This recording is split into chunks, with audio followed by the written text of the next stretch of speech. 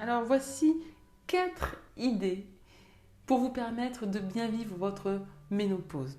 La première, c'est déjà de communiquer avec votre partenaire. Allez vérifier si votre partenaire a effectivement cette représentation que la ménopause, c'est la fin de tout.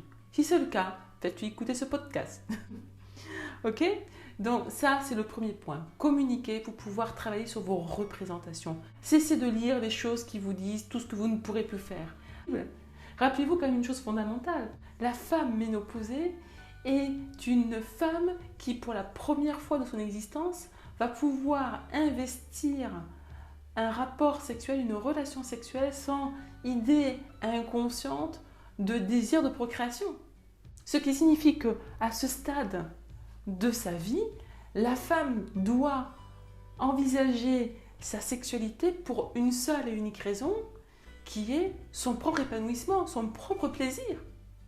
Donc, la sexualité est à ce titre une magnifique opportunité de se recentrer, si elle ne l'avait pas fait précédemment, sur sa véritable identité de partenaire sexuel, c'est-à-dire de personne consentante qui va s'inscrire dans une dynamique de recherche de son propre plaisir sexuel et de choisir la personne avec laquelle elle va avoir envie de partager ce plaisir sexuel.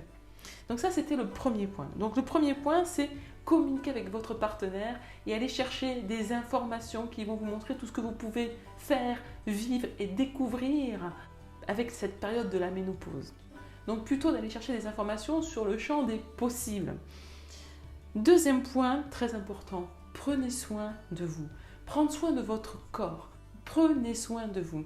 Ce que j'entends par prendre soin de vous, c'est pas juste de continuer à vous maquiller. Prendre soin de soi, c'est prenez le temps d'observer votre corps. Prenez le temps de faire du bien à votre corps. Faites-vous masser, prenez des bains, changez de coiffure. Continuez surtout à vous mettre en valeur. Continuez à poser toutes les actions qui vont permettre de continuer à mettre en lumière la beauté de votre être, la beauté de votre corps. Toutes les femmes ont toujours cette tendance à trouver que leur corps n'est pas parfait, à trouver qu'elles ont trop de ceci, trop de cela, etc., etc.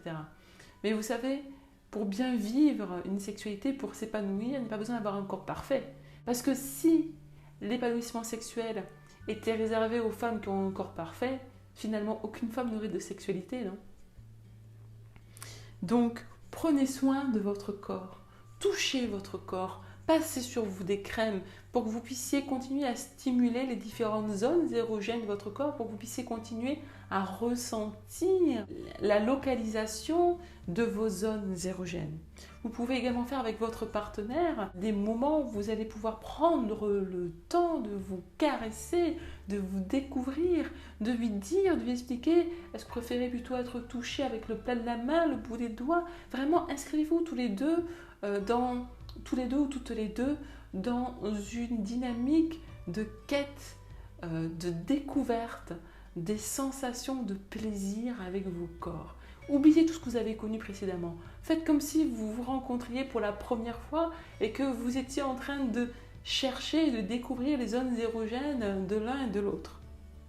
Donc prenez soin de votre corps et continuez à le valoriser, continuez à vous mettre en valeur, continuez à mettre en avant vos atouts, continuez à faire tout ce qui est nécessaire pour vous sentir belle. Et même si votre corps n'est pas parfait, on plaît toujours à quelqu'un. Et on a toujours, chacune de nous a toujours des atouts. Mettez en avant vos atouts, mettez en valeur vos atouts. Prenez soin de vous, prenez soin de votre image, prenez soin de votre corps et de votre alimentation. Dans le prendre soin de soi, il y a aussi cette notion de mouvement. Prenez le temps de faire des étirements.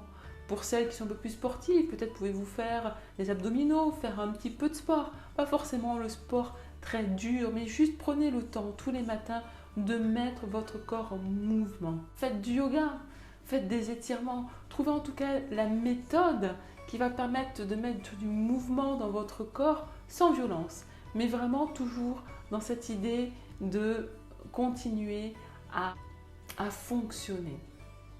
Faites fonctionner votre corps avec bienveillance.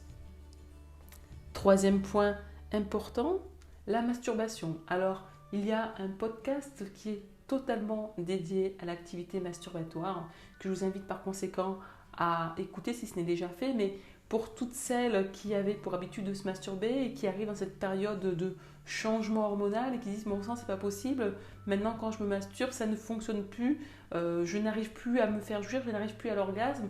Là c'est exactement la même démarche que celle que je vous invite à faire avec votre partenaire. Oui, la façon de vous masturber va devoir évoluer. Vous allez devoir accéder à un autre niveau de masturbation afin que vous puissiez continuer à vous donner du plaisir. Vous pouvez éventuellement varier votre position, peut-être vous aider de stimulateurs clitoridiens afin de pouvoir peut-être plus facilement jouer sur l'intensité de la stimulation, alors qu'avec vos mains ou vos doigts, c'est peut-être plus délicat.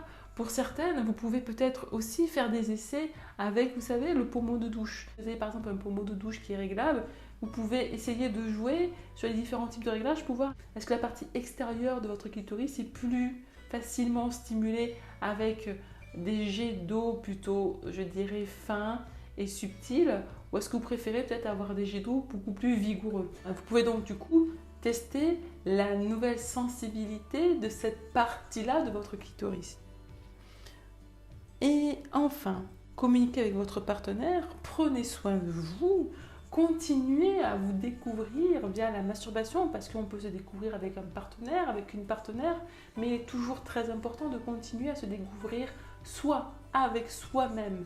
Parce que se découvrir au travers de la masturbation, c'est le meilleur moyen de continuer à vous approprier votre corps et à toujours garder une place pour votre propre dynamique sexuelle et non pas d'être tout simplement une femme qui va devenir celle qui va rentrer dans le désir de l'autre et qui va toujours être l'objet du désir de l'autre.